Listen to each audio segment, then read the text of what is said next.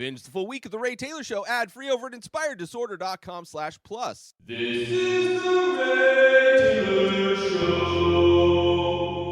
Welcome to Top 5 from The Ray Taylor Show, where each week I rank movies in a variety of categories, from franchise to subgenre to directors and actors. No film is left unwatched as I break down my top 5 picks. So join me every Sunday for a new episode and get ready to dive into the world of film with Top 5 from The Ray Taylor Show. In this episode, I am ranking my top 5 Darren Aronofsky films. He's an American filmmaker and screenwriter. His films are known for their intense visual style. Aronofsky's films are known for their intense visual style, as I said, use of symbolism, allegory, and exploration of deep psychological themes. He's been nominated for numerous awards, including an Academy Award for Best Director of Black Swan. He continues to be a prominent figure in the film industry, and his work is highly regarded by critics and audiences alike. A director I got into seeing Requiem for a Dream, I believe was the first film of his. Then I purchased his first film, Pi, which I really loved. I hadn't kept up with his work, so there are a lot of movies in like the 2010s that I had not seen yet, which I finally got around to watching for this, which I've been looking forward to watching in preparation for this. One of the many reasons I love doing this show. So finally getting to watch that, especially after having watched his most recent film, The Whale, which I reviewed a few weeks ago. Brendan Fraser, who is the star of that, did a top 5 of his movies, which also led me to do the top 5 Darren Aronofsky films. So with all of that said, I am looking forward to getting into my top 5 movies by Darren Aronofsky. Let's get it started, shall we, with number 5. This is a movie that is the most recent film of his that I saw. A very simple film, which his films can fluctuate from being simple to be very complex, and I think the majority of them are fairly complex. But this one is similar to another film that he did, which I will talk about maybe later. But this one, coming in at number 5, is The Whale. The Whale came out 2022, so last year. It's a psychological drama, directed, of course, by Darren Aronofsky and written by Samuel D. Hunter. The film is based on Hunter's 2012 play of the same name. The cast includes Brendan Fraser, Sadie Sink, Hong Chow, Ty Simpkins, and Samantha Morton. The plot follows a reclusive, morbidly obese English teacher trying to restore his relationship with his daughter. The Whale premiered at the 79th Venice International Film Festival on September 4th of 2022. The film polarized critics, but received praise for the cast performances, particularly Fraser and Chow, which I loved both of their performances as well. The film won Best Actor at the Academy Awards, Critics' Choice Awards, and Screen Actors Guild Awards for Fraser's performance, as well as the Academy Award for Best Makeup and Hairstyling, and received nominations for several other awards. I related a lot to many aspects of this film. This film had a lot of things that I definitely related to in many ways, different aspects of the different characters that I related to, from themes to characters. It's a movie about depression, a movie about trying to find purpose and truth, and how trauma can affect different people in different ways. The only use of the fat suit in any movie that I've actually liked, I'm usually not somebody that likes the use of a fat suit, but this movie I felt was good. And of course, I think the best performance I've ever seen from Brendan Fraser. And also one of, as I said, Aronofsky's more minimalist films. I would say this movie in a lot of ways is similar to The Wrestler. Both very minimal character study films, not a lot of characters. and maybe not dealing with the same types of things, but in some ways are dealing with the depressive nature of life in some ways. So coming in number 5, my 5th favorite Darren Aronofsky film is The Whale. Let's move on. This is a movie that I had not seen. I may have seen parts of it, but it's a movie that I had not seen. This may have been the first movie in the run of movies that I missed of Darren Aronofsky's. So it's a movie I've looked forward to watching for years, and was grateful to finally watch this movie. I could see this movie easily being at the top of many people's lists, but for me, it didn't connect with me as much, despite the fact that I can see the perfection in this movie. So coming in at number 4 is Black Swan. This movie came out in 2010. Psychological thriller, also has like body horror moments. Directed, obviously, Darren Aronofsky. Stars Natalie Portman, Mila Kunis, Vincent Cassel, and Barbara Hershey. The plot follows Nina, played by Natalie Portman, a ballerina in New York City Ballet Company, who becomes increasingly unstable as she prepares for the lead role in Swan Lake. The film explores themes of perfectionism, duality, and sexuality. Black Swan received numerous accolades, including 5 Academy Award nominations and 1 win for Portman's performance. An amazing performance from her, absolutely. The film's cinematography, editing, and sound design were also widely praised. The film's use of visual and auditory hallucinations blur the lines between reality and fantasy, contributing to its psychological intensity. A great movie about somebody's descent into madness in a lot of ways, and the way this movie is filmed really keeps the audience guessing in a lot of ways of what they are seeing is true, which I think is kind of a common thing in a lot of the Aronofsky films. Aronofsky's worked closely with Portman to develop the character of Nina, including training her in ballet and encouraging her to lose weight in a role where her character loses weight. The film's portrayal of the competitive and cutthroat world of ballet has been criticized for perpetuating harmful stereotypes and promoting unrealistic beauty standards.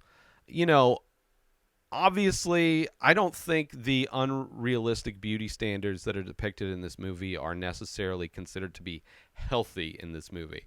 But at the same time, I'm sure they do promote stereotypes in that industry, an industry that I know nothing about. So I can understand people in that industry considering them to be stereotypes, harmful stereotypes. But at the same time, I'm sure they do happen.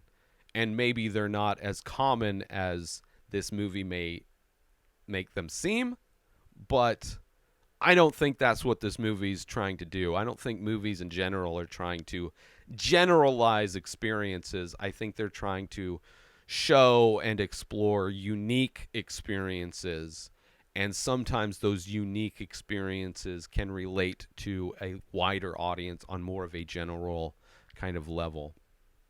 The film's score, composed by Clint Mansell and performed by the Kronos Quartet, features a reinterpretation of Tchaikovsky's Swan Lake score. The film's editing is open to interpretation, with some viewers interpreting it as a metaphor of Nina. The ending, I should say, is open to interpretation. I don't think the people interpreting it as a metaphor for Nina's psychological breakdown, while others see it as a literal transformation into a swan. I think this movie shows everything from the perspective of Nina, where you see characters that weren't in scenes, but she hallucinates them in scenes, but we see them as the audience because we are seeing what Nina is seeing. We are on the same descent into madness and seeing the same hallucinations. And I think in that scene where she's dancing and morphing into a swan, one, I think, is a gorgeous scene and gorgeous use of special effects, of digital effects, but in my opinion is obviously a metaphor, as the hallucinations are of when Mila Kunis's character goes home with her after their night out, when her character never did, right? Maybe her character is lying about that, but everything seems like it is just Natalie Portman losing her mind, her character losing her mind.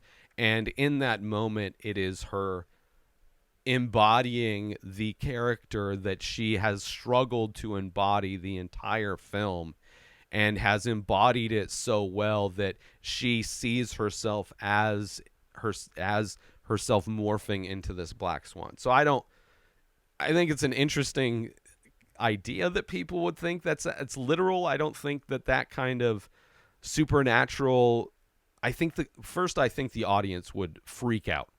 So if it was literal transformation, I think the audience would freak the fuck out. Like, how did they do that? But I think it's definitely more metaphorical. Black Swan has been praised for its portrayal of mental illness and the pressures of artistic performance, perfectionism, I should say. The film's use of mirrors and doubling underscores the exploration of duality and the fragmentation of identity. The film's themes and style draw inspiration from various sources, including Dario Argento's Suspiria, which I agree with. Obviously, this is like exponentially better. I'm not a big fan of that Suspiria. Haven't watched the remake yet. Also, Michael Powell and Emmerich, Pressburg's The Red Shoes. Have not seen that. And Aronofsky's own film, Requiem for a Dream, which I definitely see the comparisons in that as well. Black Swan is considered a landmark film in Aronofsky's career and a defining work of his psychological thriller genre. I 100% agree. I could easily see this as many people's number one, and I wouldn't argue it at all. But for me, it's here at number 4, Black Swan. Let's take a quick break right now to talk about, are you a fan of original artwork and live events? Look no further than the Many Faces series by Ray Taylor and the weekly live stream over at youtube.com/Inspired Disorder. This ongoing series explores the endless possibilities of the human face through abstract ink paintings on paper, capturing unique expressions of emotion, mood, tone, and energy in just a few minimal features. Join me every Thursday at 4:20 Pacific Time as I paint live. Follow the Many Faces series and discover the endless possibilities of the human face. Don't miss out on this opportunity to be part of the action and own a piece of original artwork by me, Ray Taylor.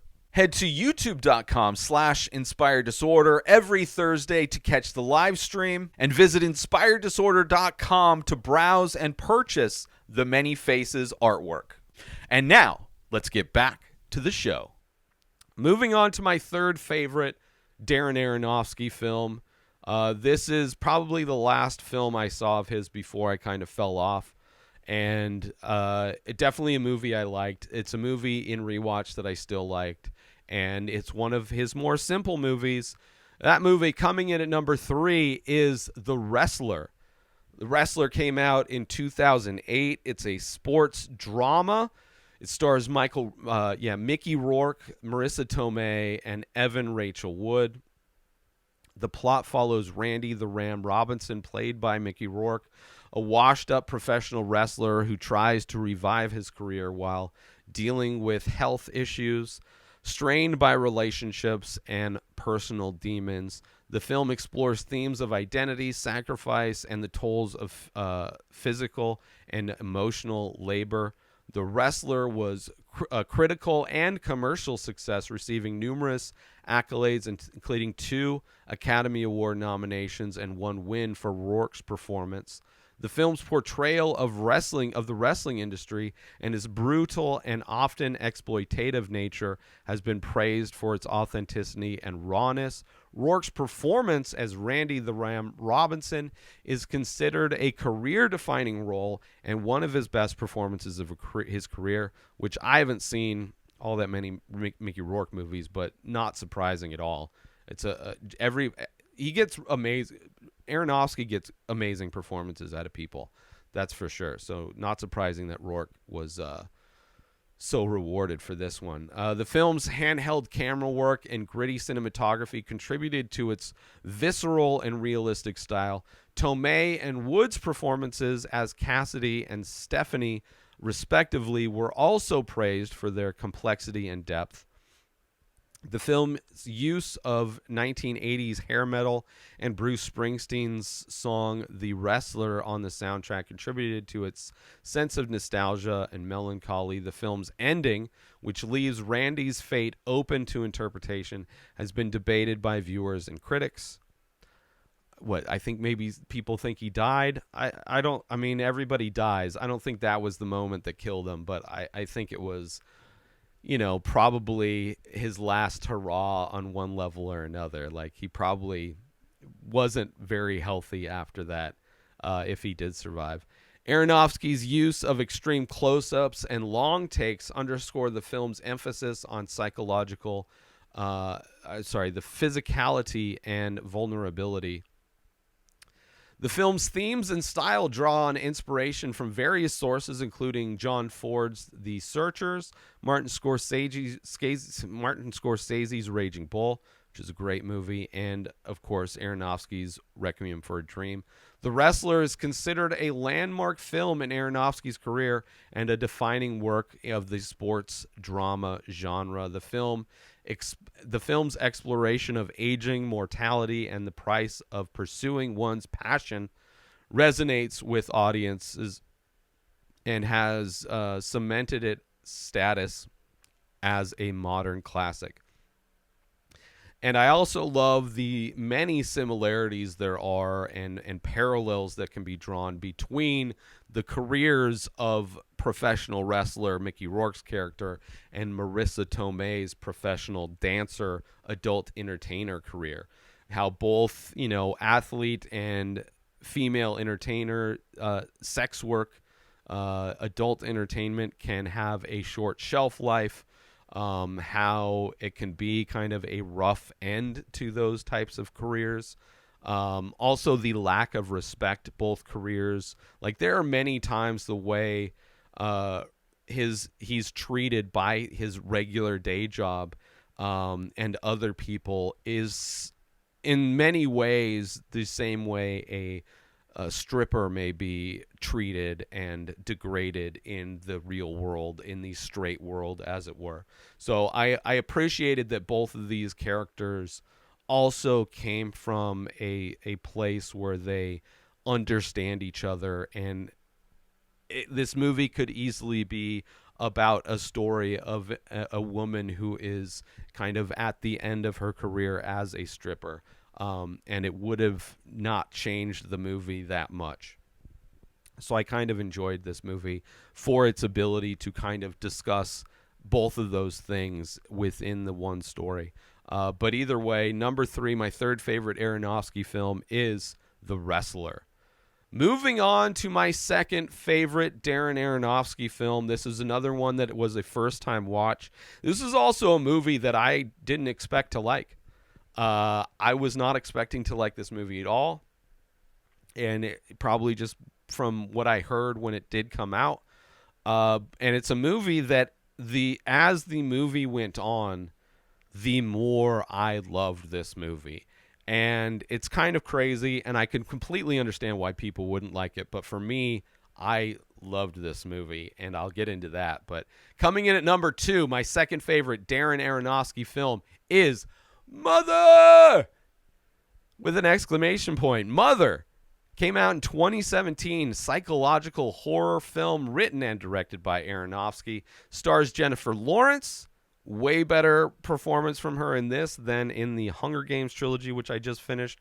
Javier Bardem, which is also amazing. Ed Harris and Michelle Pfeiffer, all great actors in this.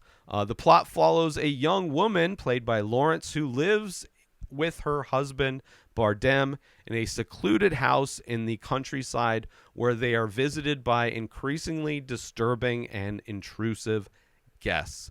The film explores themes of creation, destruction, religion, environmentalism, and artistic ambition. Mother polarized critics and audiences, with some praising the boldness, which I do praise, the boldness and originality, while others criticized its graphics violence. Boo-hoo. Oh, boo-hoo. Graphic violence. I didn't think it was that graphic, but I did think it was very bold and original. They also criticize its heavy-handed symbolism and narrative ambiguity, which I am perfectly fine with both of that. I mean, heavy-handed symbolism yet narratively ambiguous. Give me bold crayons in order to come up with whatever creative idea I want this story to be in my head. I kind of like that. This movie can be different movies to different people, or even be a different movie to you as you go and visit this movie at different points in your life. And I could see, like, for me, I could see how I drew the meanings of what's going on for me personally, how they related to me, and looking up how other people defined and read into this film, how they were able, and they made complete sense. And I love how this movie can be that kind of choose your own definition, choose your own kind of story aspect to it, of like you can get out of it depending on who you are and what you're bringing into it. So I kind of love, that is one of the reasons why I love this movie so much. Lawrence's performance as the titular character has been praised for its intensity and emotional range. The film's use of sound, particularly its use of silence and sudden bursts of noise, contributed to its unsettling and claustrophobic atmosphere. Bardem's performance as the husband, who is a writer struggling with writer's block and ego, has been compared to Aronofsky himself. Makes sense. He is in some ways a character that I kind of related to. I almost related to this movie as a movie that would relate to women that I've been in relationships with, and maybe their perspective on how I may act in certain situations. So it's kind of a weird story in that I related to it in kind of an indirect way. Like I related to it in a way where I feel like I am perceived in a way this movie relates to people, how they may perceive me, whether it be true or not, but that, anyway, kind of a weird way to connect with the movie. The film's use of allegory and symbolism, including references to Christianity, the Book of Genesis, and Greek mythology, has been the subject of much analysis and debate. I love all of those comparisons. I agree with a lot of those comparisons, and I love that you can draw narratives, so many different types of narratives, from how you choose to read this movie. And Aronofsky, a lot of his films have tie-in and reference Christianity. And I'm not even just saying the literal tie-in with Noah, but even Pi, there's a lot of that type of the ideals of religion in that as well.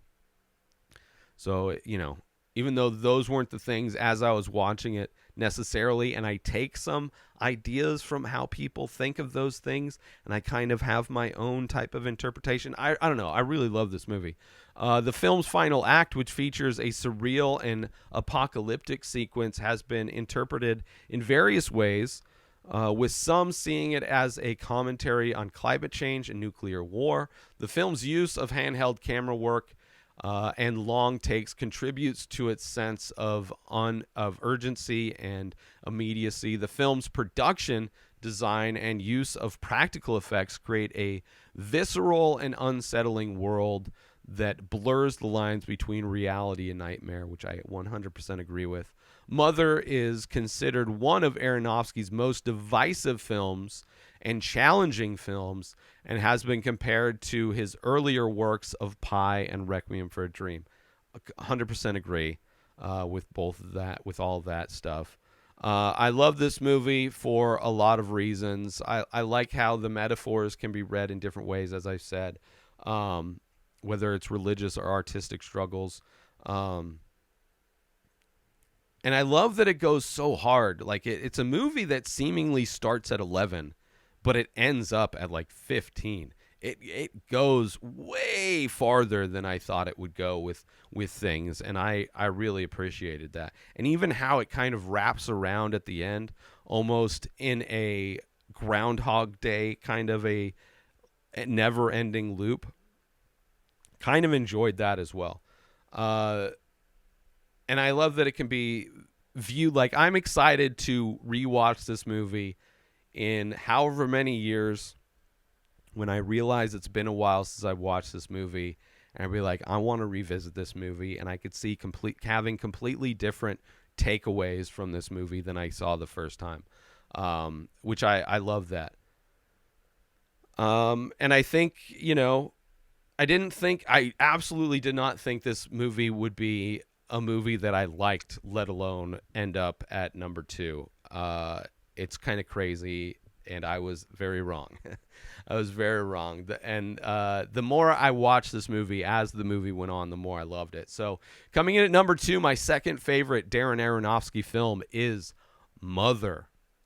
Let's take a quick break from this episode to talk about Attention all Ray Taylor Show fans! We're excited to announce we've just released a line of exclusive merchandise featuring original artwork inspired by the show. Our high-quality shirts and biodegradable phone cases are a perfect way to show your support for the show and make a great gift for any fan. Plus, with each purchase, you'll be helping us continue to bring you great content. So don't wait. Head on over to inspireddisorder.com now and check out the full collection. Thanks for listening, and we hope you'll show your support by grabbing some Ray Taylor Show merchandise today. And now, let's get back to the show. My first favorite, my best favorite Darren Aronofsky film coming in at number 1 is a movie that hit me so hard when I watched it the first time. It is a movie that I compare other similar movies to. It is kind of like that gold standard of movie that even in the descriptions of the movies that I've already discussed will in many ways be in reference to this movie. And that movie coming in at number 1, my favorite Darren Aronofsky film, is Requiem for a Dream. This movie came out in the year 2000. I was working at the movie theater. It was the time in my life where I was really getting into movies. I had a job. I was buying DVDs, obviously watching this, and then buying Pi and getting into like independent cinema and like seeing what people are doing with movies, and it was blowing my mind. This movie's psychological drama. This is a movie that stars Ellen Burstyn. Amazing performance from her. Jared Leto, Jennifer Connelly, and Marlon Wayans. All amazing performances. It follows 4 individuals who become addicted to drugs and experience the devastating consequences of their addiction. It explores themes of addiction, loneliness, and the American dream. The film is known for its innovative visual style, which I've seen copied so much since this movie came out, including its use of split-screen, time-lapse photography, and extreme close-ups. The film's soundtrack, composed by Clint Mansell and performed by the Kronos Quartet, another one by them, is considered a classic of modern film cinema. I 100% agree. The main theme there, I remember having, for whatever reason, that as a ringtone, the main theme of this song, of this movie, and it is like so like identifiable with this movie. It is so, and this movie is so dark and and such a bummer and so tragic. And I think that is why I compare it to movies that are tragic and bummers and sad and like devastating, because this movie does it so well. The depths that these people go to dealing with their addictions. Ellen Burstyn's performance as Sarah Goldfarb, a lonely widow who becomes addicted to diet pills, was widely praised and earned her an Academy Award nomination for Best Actress. The film's depiction of drug addiction and its impact on the characters lives as a visceral and uncompromising lives. Let me start over. The film's depictions of drug addiction and its impact on the characters' lives is visceral and uncompromising, and has been praised for its honesty and realism.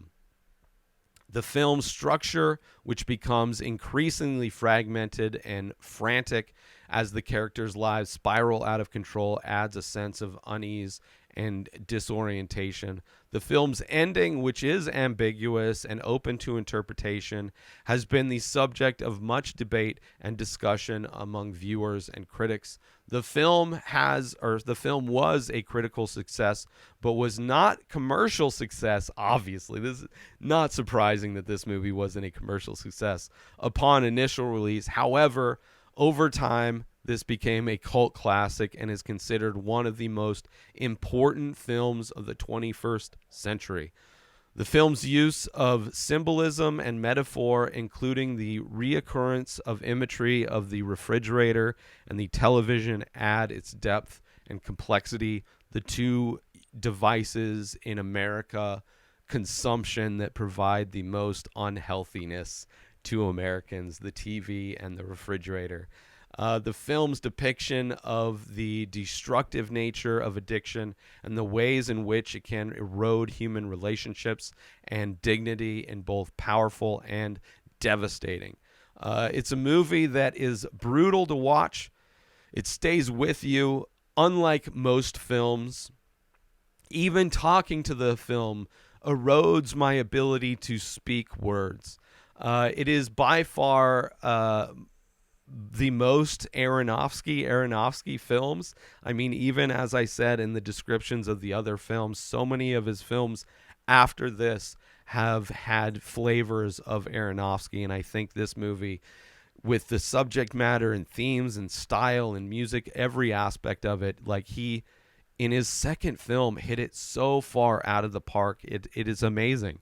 Even though I think he's made even more perfect films, I think in many ways Black Swan is a more perfect film, but this film hit me hard and has stuck with me ever since, and is the reason why I'm a fan of this guy and will watch whatever he does. And I love it, and its influence on popular culture is just insane. It is insane how this super dark, depressing film has like influenced. Even I remember when The Simpsons were influenced by this, and relating the way in which heroin use was depicted in this as Homer eating donuts. It just infected popular culture in a way nobody, I think, could have expected. And an amazing movie. That is why it's here at number 1, Requiem for a Dream. Honorable mentions, Pi. Could have easily put Pi at number 5. I think I relate to The Whale a little bit more. And maybe that's just recency bias, even though I did recently rewatch Pi. It's been forever. I love Pi. I think Pi is my number 6 movie for sure. His fascination with numbers mixed with like conspiracy and religion. I love the movie. So great. And I think I remember it could have been the commentary or special features, the lead actor, it ends with him drilling a hole in his head. And I think the actor is one of the method variety. And I think he actually did drill a hole in his head for the scene. And I could be wrong. It's been decades since I remember that fact, so who knows. Also, honorable mentions, The Fountain is a great movie, kind of slow. The visuals are timeless. It's a super interesting film, but it just didn't, like, this would have been like my 7. And by far the worst is Noah. There are epic moments in Noah, right? When the people who are surviving the flood are barely hanging on to a rock as this like wooden cargo container floats in the ocean, and you can hear their screams. It goes hard. This movie goes hard in some ways, but overall I could care less about Noah for so many reasons, but my least favorite Aronofsky films. But let me recap my list one more time before my voice absolutely dies. This is my top 5 Darren Aronofsky films. Starting off with number 5 is The Whale. Number 4 is Black Swan. Number 3 is The Wrestler. Number 2 is Mother. And my number 1 Darren Aronofsky film is Requiem for a Dream. Please let me know how you would rank your favorite Aronofsky films. I would love to hear it. Thank you so much for tuning into this episode of Top 5 from The Ray Taylor Show. I hope you enjoyed my thoughts and rankings on and my analysis of my top 5 favorite Darren Aronofsky films. Don't forget to tune in next Sunday for an all-new episode and join the conversation by leaving a comment or rating on your favorite podcast platform or over on YouTube if you're watching these. And until then, I'll see you again next week for more Top 5. New episodes of The Ray Taylor Show come out every single day. Subscribe on YouTube and everywhere our podcasts are found. Binge the full week over at inspireddisorder.com/plus. Buy Ray Taylor Show merch over at inspireddisorder.com. Have a wonderful day, everybody. Peace out! Today is the day where you wake up and you realize that everything that you've been dreaming about, everything that you've been wanting, every goal and wish and hope that you've ever had can become real. Dreams can come true. What you manifest in your mind, you can bring to reality.